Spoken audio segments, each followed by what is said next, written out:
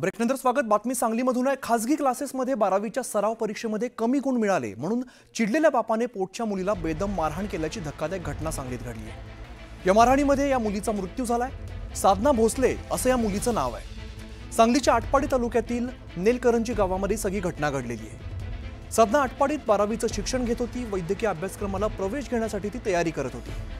तिला डॉक्टर करण्याचं तिच्या कुटुंबियांचं स्वप्न होतं आणि त्यासाठी खासगी शिकवण लावलेली होती आणि या शिकवणीत एका सराव परीक्षा झाली आणि त्यामध्ये तिला कमी गुण मिळाले। यामुळे वडील चिडले आणि यावेळेला कमी गुण का मिळाले असा सवाल विचारत वडिलांनी मुलीला बेदम मारहाण केली।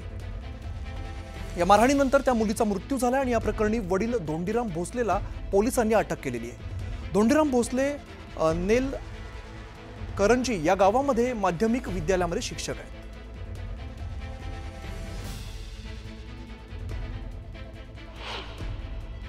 वडील तू न वैरी असं वैर्यांनी काम करावं तसं वडिलांनी काम केलेलं आहे।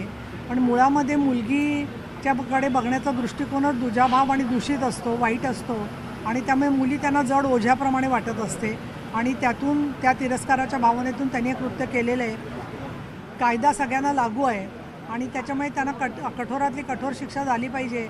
परंतु सरकार लेक लाडकी म्हणतंय, सुनेचं रक्षण करा म्हणतंय, पण अशा पद्धतीच्या क्रूरतेने आपण वागलं नाही पाहिजे याची जाणीव अनेक लोकांना आपल्याला होत नाही असं दिसतं आहे या सगळ्यामध्ये।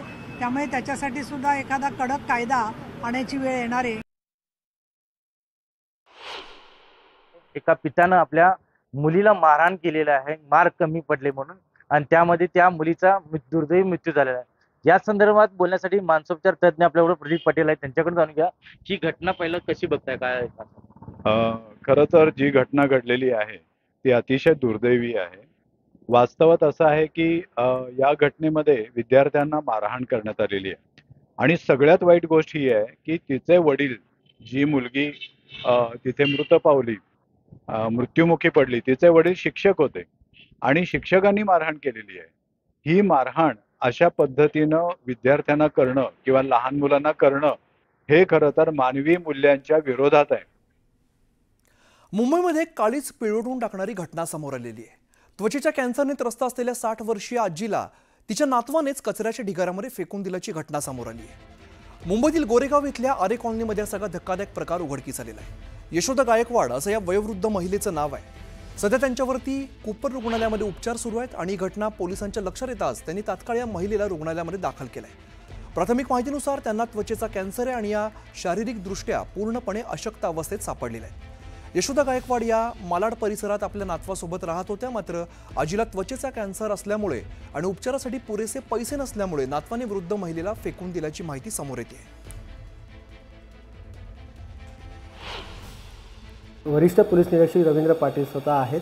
सर, काय सांगणार आहे? एक 70 वर्षाच्या वृद्ध महिला सापडलेल्या आहेत, काय त्यांची परिस्थिती आहे?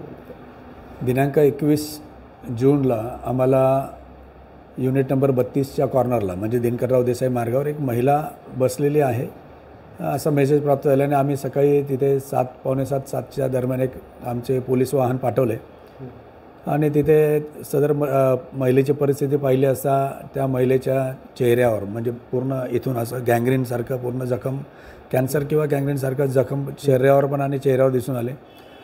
नमूद महिला, तिला वैद्यकीय मदतीची आवश्यकता असल्याचं आपल्याला जाणवल्यामुळे आम्ही सकाळी अंमलदारांबरोबर ट्रॉमा केअर हॉस्पिटलला दाखल केलं।